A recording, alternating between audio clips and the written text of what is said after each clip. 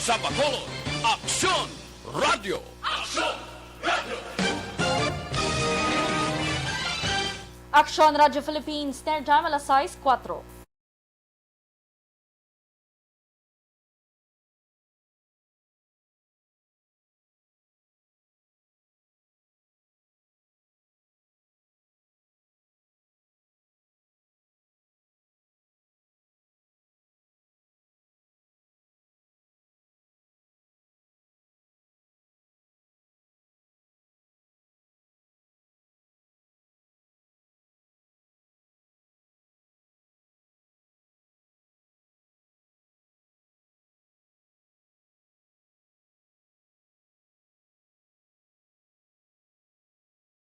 Aksyon! Balita Evening Edition. Magadulong sa inyo sang mga nagapanguna ng balita lokal, national, international, sports, kag entertainment. Aksyon! Balita Evening Edition. Kagkaroon ang inyo news team.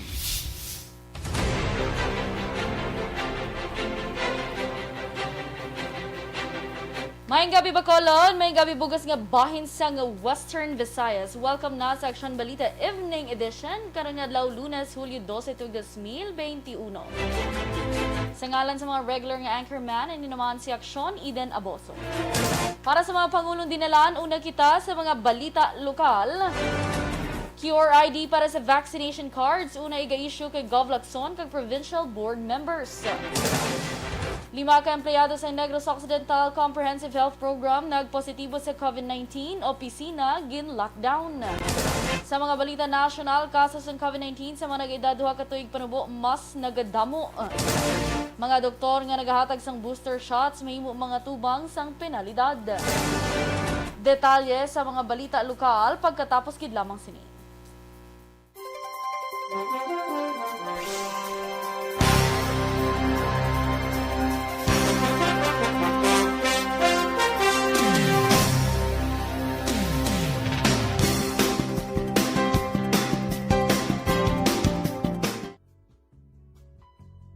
Hindi pa rin natatapos ang laban natin sa COVID-19.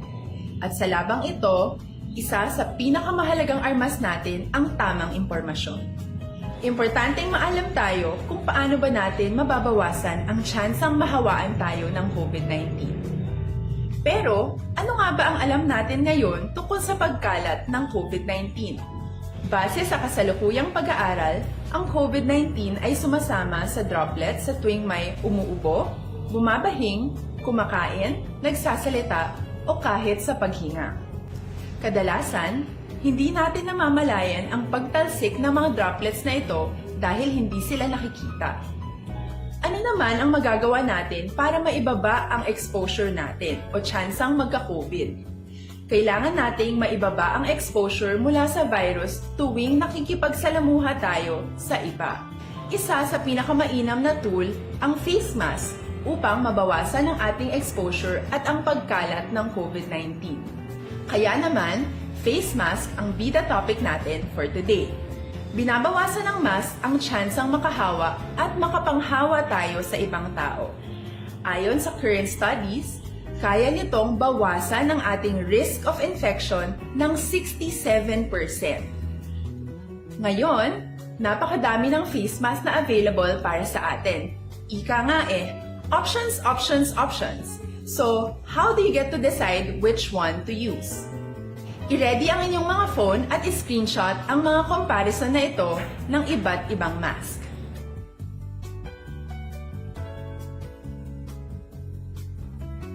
Ngayon, alam na natin na maaari tayong gumamit ng cloth mask. Alalahanin po na hindi pwedeng i-side A at side B ang cloth mask. Labhan ito araw-araw gamit ang maligamgam na tubig, detergent at bleach. Para naman po sa mga medical or surgical mask, tandaan na hindi ito maaaring i-recycle. Itapon na ito pag madumi na, basa na o gamit na. Samantala, ilaan naman po natin ang mga N95 mask para sa ating mga healthcare workers na patuloy na nakikipaglaban sa COVID-19. Huwag din po natin kalimutan na hindi natin nirerekomenda ang paggamit ng N95 respirators with valve.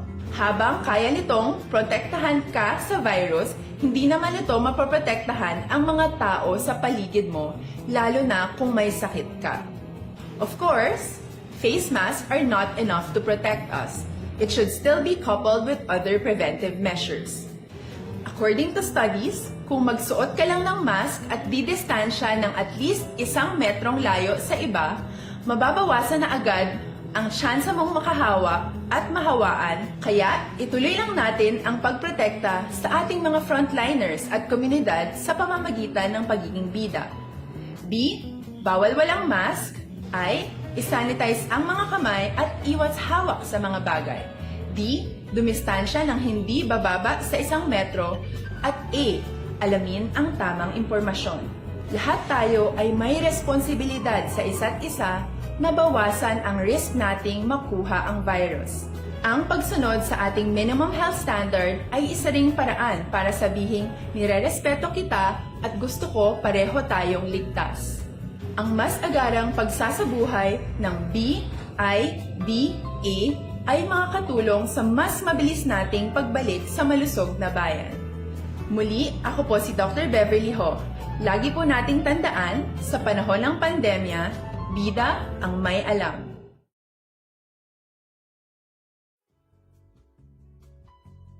Hindi pa rin natatapos ang laban natin sa COVID-19. At sa labang ito, isa sa pinakamahalagang armas natin ang tamang impormasyon. Importanteng maalam tayo kung paano ba natin mababawasan ang tsansang mahawaan tayo ng COVID-19. Pero, ano nga ba ang alam natin ngayon tungkol sa pagkalat ng COVID-19? Base sa kasalukuyang pag-aaral, ang COVID-19 ay sumasama sa droplets sa tuwing may umuubo, bumabahing, kumakain, nagsasalita, o kahit sa paghinga. Kadalasan, hindi natin namamalayan ang pagtalsik ng mga droplets na ito dahil hindi sila nakikita. Ano naman ang magagawa natin para maibaba ang exposure natin o tsansang magka-COVID? Kailangan nating maibaba ang exposure mula sa virus tuwing nakikipagsalamuha tayo sa iba. Isa sa pinakamainam na tool ang face mask upang mabawasan ang ating exposure at ang pagkalat ng COVID-19. Kaya naman, face mask ang bida topic natin for today. Binabawasan ng mask ang tsansang makahawa at makapanghawa tayo sa ibang tao. Ayon sa current studies, kaya nitong bawasan ang ating risk of infection ng 67%. Ngayon, napakadami ng face mask na available para sa atin. Ika nga options, options, options. So, how do you get to decide which one to use? I-ready ang inyong mga phone at i-screenshot ang mga comparison na ito ng iba't ibang mask.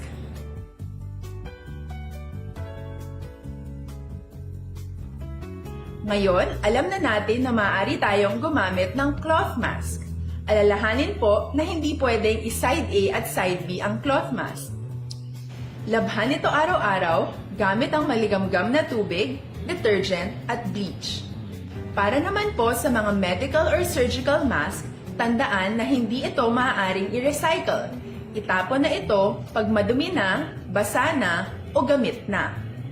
Samantala, ilaan naman po natin ang mga N95 mask para sa ating mga healthcare workers na patuloy na nakikipaglaban sa COVID-19.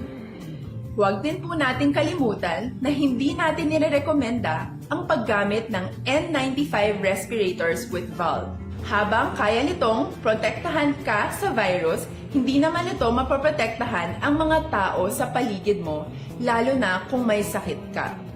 Of course, face masks are not enough to protect us. It should still be coupled with other preventive measures. According to studies, kung magsuot ka lang ng mask at didistansya ng at least 1 metrong layo sa iba, mababawasan na agad ang tsansa mong makahawa at mahawaan, kaya ituloy lang natin ang pagprotekta sa ating mga frontliners at komunidad sa pamamagitan ng pagiging bida. B. Bawal walang mask. I. Isanitize ang mga kamay at iwas hawak sa mga bagay. D. Dumistansya ng hindi bababa sa 1 metro. At A. Alamin ang tamang impormasyon. Lahat tayo ay may responsibilidad sa isa't isa nabawasan ang risk nating makuha ang virus. Ang pagsunod sa ating minimum health standard ay isa ring paraan para sabihing nirerespeto kita at gusto ko pareho tayong ligtas. Ang mas agarang pagsasabuhay ng BIDA ay makakatulong sa mas mabilis nating pagbalik sa malusog na bayan. Muli, ako po si Dr. Dennis. Aksyon Radio Philippines, Standard Time, alas 6:15, detalye na sa mga balita lokal. Unang pag-aisyuhan sa Quick Response Code Identification sa Negros Occidental si Governor Bong Lacson kag mga Provincial Board members. Sinugay Provincial Administrator Refrando Diaz II ang QR code ang isa sa mga pamaagi agod mapos nga determinahon o kung peke kung hindi ang vaccination card sa mga fully vaccinated individuals. Sunod nga pag-aisyuhan ang mga empleyado sa gobyerno probinsyal nga nagpabakuna sa idalom sa Barangay Kapitolyo mass vaccination kag fully vaccinated na kontra COVID-19. Dugang pa ni Diaz, ila pangabayon ng mga local government units nga magpadala sang kopya sang vaccination records agod ining mapasulod sa Management Information System. Iniagod may isyuhan man sang QR-coded ID ang ilang mga residente nga fully vaccinated sa COVID-19. Gintugutan sang IATF ang interzonal travel sa mga fully vaccinated individuals, paagi naman sa vaccination cards kag hindi na kinanglan pa magpresentar sang negative nga swab test result. Sa iban pang balita lokal, gin-lockdown ang talatapan sang Negros Occidental Comprehensive Health Program sa Dalan Gatuslao, Syudad sa Bacolod matapos nagpositibo sa COVID-19 ang 5 sa ila sini mga empleyado. Sunod kay Provincial Administrator Attorney Refrando Diaz II, Sabado, Hulyo 10 ang unang nagpositibo duha ka mga empleyado, samtang subong nga Lunes ang nagpositibo man ang 3 ka iban pa. Nagpasalamat si Diaz bangod negatibo sa RT-PCR test ng iban nga mga close contacts kag ginpaidalam na karon sa disinfection ng mga talatapan. Ang NOCHP ay isa sa pinakamadilalag-on nga programa sa gobyerno probinsyal. Pagdesisyonan naman sa gobyerno probinsyal kung diin nga mga lugar sa Negros Occidental pwede ipatuman ang rekomendasyon sa National Interagency Task Force nga nagatugot sa mga kabataan edad 5 ka tuig pasaka nga makalagaw. Sunod kay Governor Bong Lacson, magasapol siya sa mga miyembro ng Provincial Incident Management Team agod ini ang paghambalan. Hulyo 8, 2021 ginanunsyo sa NIATF nga pwede na makagwa sa ilapulian ang kabataan edad 5 ka tuig pasaka sa mga lugar nga napaidalom sa risk classification nga Modified General Community Quarantine kag General Community Quarantine magluwas sa mga heightened restrictions. Pila sa mga lugar nga pwede katuan ang mga parks, playgrounds, beaches, biking, hiking trails, outdoor tourist sites kag attractions. Sa records ng PIMT Hulyo 11, ang Negros Occidental may 1,862 kaaktibo nga kaso sa COVID-19. Sa iban pa nga balita lokal, patay naman ang 40 anyos nga lalaki matapos ginbuno alas 9 sang gabi sa Pro 4 Barangay Libacao, Syudad sang Himamaylan. Ang biktima ginkilala kay Roberto Cagayan, samtang suspetsado ginkilala naman kay Vicente Ambata, 53 anyos, lunsay nagapuyo sa amo nga lugar. Sunod kay Himamaylan PNP Deputy Chief of Police Lieutenant Arturo Margalio, ginaligar nakainom ang biktima sa nagpadulong sa grupo ni Ambata nga nagainom sa kilid sang dalan. Dugang pa ni Margalio, naglalisay ang duha tubtob nga ginbuno ni Ambata si Cagayan gamit ang double blade. Ginhingagaw dala si Cagayan sa Governor Valeriano Gatsuslao Memorial Hospital sa siyudad sa Himamaylan, apang gindeklarar dead on arrival bagod nakaangkon sa malubha nga pilasa na wala nga dughan. Nakapalagyo naman si Ambata matapos na himo ang krimen.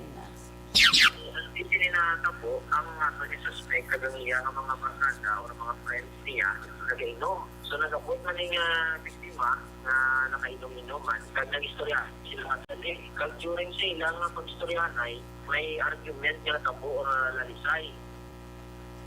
Ang kabayan sa pagpahayag ni Lieutenant Arturo Margalio. Ginbuno naman samtang nagakatulog ang isa ka lalaki sa sitio Bayongbong, Barangay Tabunak, Banuwas sang Toboso, mga alas 5 sang aga sa tong adlaw sang Domingo. Ang biktima ginkilala kay Jury Gabriel, may asawa, samtang suspetsadong ginkilala naman kay Ernesto Gabriel Jr., tanan ligalang edad kag lunsay residente sang amuman nga barangay. Sa investigasyon sa Toboso PNP, nagakatulog si Jury sang hinali nga ginsulod ni Ernesto sa iya puloy-an kag ginbuno igo sa wala nga bahin sa iya sini nga lawas. Nagpalagyo ang suspetsado matapos ang krimen, samtang padayon pa ginaimbestigahan ang motibo man sang pagpangbuno. Sa katapusan nga balita lokal, ginapangita sa karon si Sipalay PNP ang armas ng Day Fernando Silanga kag Gary Labrador nga among nagkalamatay matapos ginaligar nagluthanganay sa Campo Quino Bay Resort Barangay 4 Syudad sang Sipalay sadtong adlaw sang Sabado. Sunod sa hepe nga si Major James Latayon, posible nga ginkuha sa mga kaupdanan sa mga nagkalamatay kag karon ginatun-an kun ano nga kaso ila tubangon kung may ebidensya ang otoridad.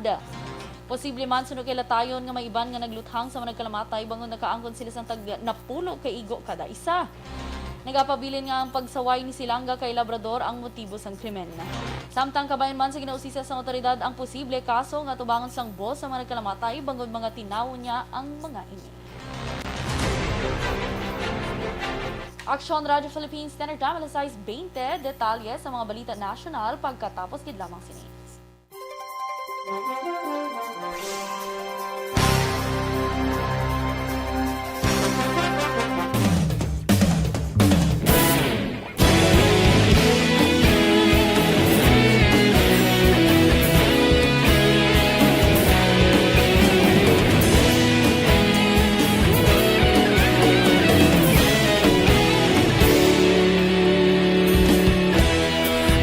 Pasimbanwa, mabugnaw nga hangin nagadapyan na ikaw nang ginapamati ang amon ginasandigan.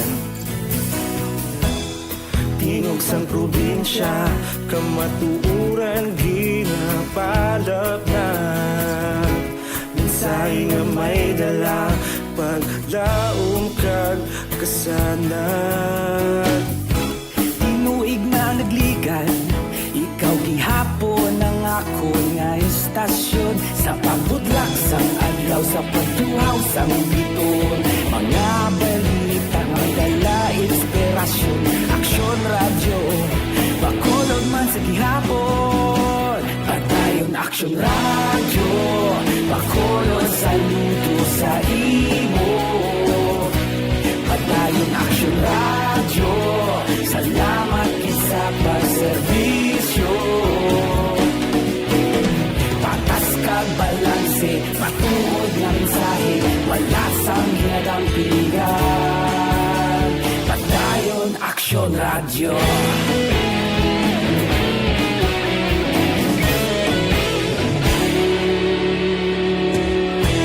Pagkulon nun kag negrosanon, inyong pamatian.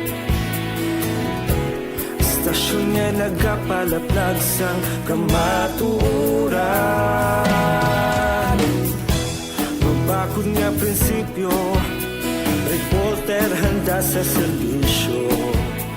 Kahapon, karon kag sa gihapon, kita magapadayon.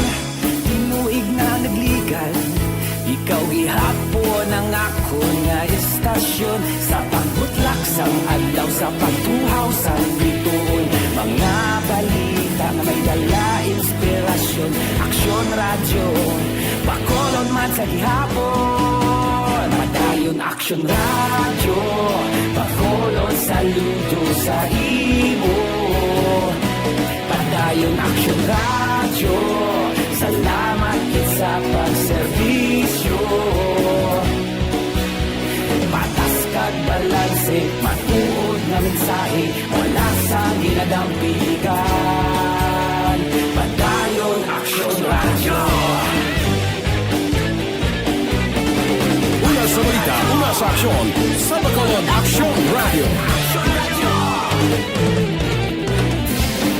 Una sa balita, una sa aksyon, sa bakolod Aksyon Radio. Kita ulog na na'y sinsan anong ang kahintangan. Responsable ang pagbalita, pagdahil na italak na. Malasig pero sigurado, aksyon na may dala pagpalanggan.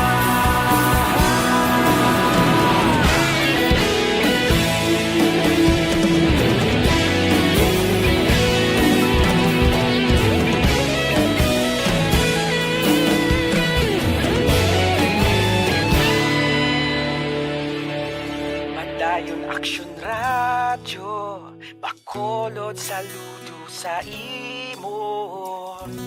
Padayon Aksyon Radyo, salamat gid sa pagserbisyo.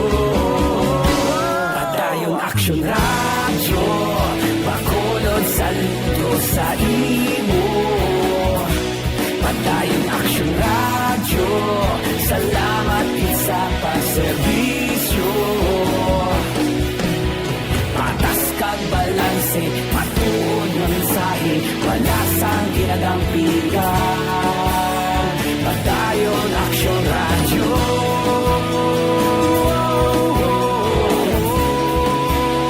Padayon Aksyon Radyo.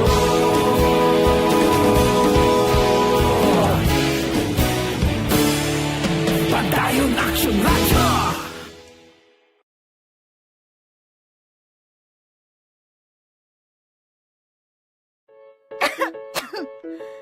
Ano ba naman tong ubo na to? Ayaw akong tigilan eh. Baka dapat magpatingin na ako sa ospital. Anak, ilang araw ka nang inuubo. Oh, uminom ka na ba ng gamot? Naku ate, di ba sintomas din yan ng COVID? Teka muna, Rina. Sigurado ka bang sa ospital ka kaagad pupunta? Ha?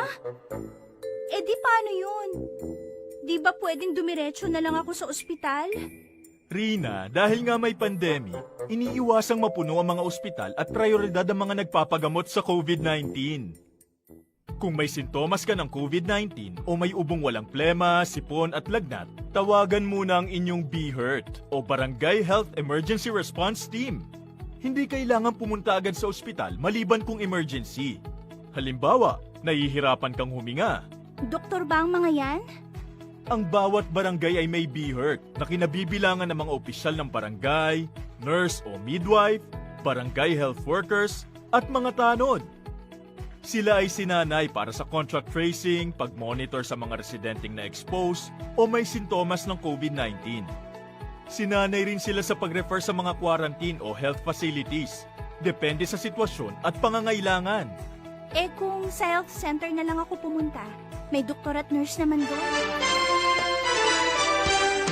Aksyon Radyo Philippines Standard Time, alas 6:27, detalye na sa mga balita nasyonal. Ginpalayag sa Department of Health nga nagadamo ang COVID-19 cases sa mga kabataan nga nagaedad 2 ka tuig panubo. Sunod kay Health Undersecretary Maria Rosario Vergere, ang mga nagaedad tubtub 19 anyos na nalaki pa sa pediatric group. Dugang paginatunan pa sa karon sa mga eksperto kung nga nagadamo ang kasos ng COVID-19 sa among nga age group kag ginaangganyo sini mga kabataan nga sigurohon ang kailwayan sa ila kabataan batok sa COVID-19. Mahimo naman mga tubang sa ang penalidad ang mga doktor nga naghahatag sang extra doses ng COVID-19 vaccine sa mga pasyente. Sunod sa Department of Health, wala pa nila maaprubahan ang paggamit tungkol paghatag sa mga booster shots kag pag-impon sa mga bakuna. Naibaloan ginpalayag ni San Juan Representative Ronaldo Zamora nga nakabato na siya sang 4 ka doses ng COVID-19 vaccine matapos ginpalayag sa iya doktor nga may immunodeficiency ini kag kinahanglan sang extra nga proteksyon batok naman sa virus. Sunod kay Health Undersecretary Maria Rosario Vergere, wala sila napabalo angon sini bangod wala pa ginarekomendar sa ahensya pag-inom sa mga bakuna kung na pag-impon sa mga bakuna bangod wala pa may balaan kung safe kag effective ang nasambit nga tikang. Madumduman sa tong Mayo, ginpalayag sa Department of Science and Technology nga umpisahan nilang pagtuon sa epekto sa mga tao kung duha ka nagkalain-lain nga bakuna ang ila sining nga mabaton.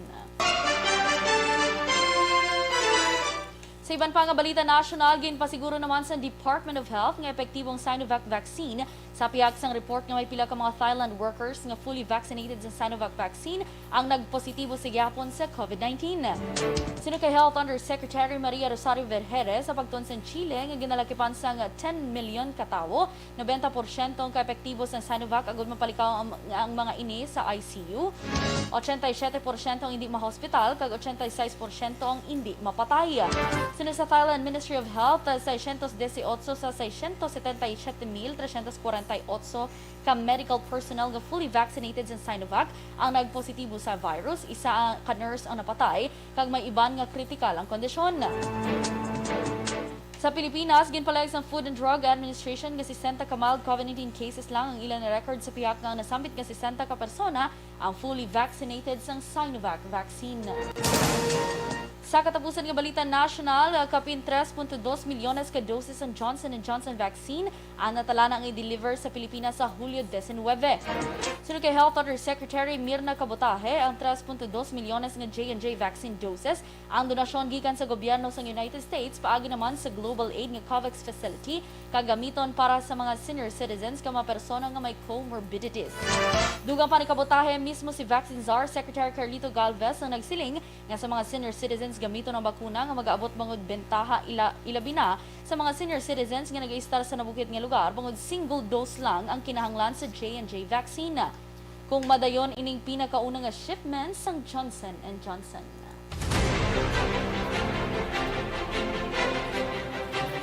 Good evening sa aton siniyo ka Aksyon, no? Salamat sa mga Facebook Live viewers naton. Christine Menyes Villalobos, Dennis Richard Tibor Roma, of course, Ma'am Homa Lomina, good evening man, kay Yvonne Boucher, Sir Ray Baryoga, thank you so much, Sir Alex Monteza, Ma'am Emmy Esmeralda Dolido, of course, thank you so much for watching. Tia Kimeri man, hello, good evening man, kaga sa Zaragoza store, dira sa may Libertad Public Market, and of course, akon sining ihada, Sandrina Danlag, hello, good evening. Kag inyo nabatian ang detalye sa mga balita lokal kag national diri lamang sa Aksyon Balita Evening Edition karon nga adlaw Lunes, Hulyo 12, 2021. Sa ngalan sa mga regular nga anchorman, ini naman si Aksyon Eden Aboso. Una sa balita, una sa Aksyon, sa Bacolod, Aksyon Radio. Aksyon Radio!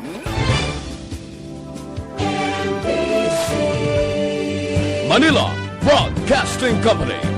Sa balita, komentaryo, isyu, serbisyo publiko. Aksyon Radio!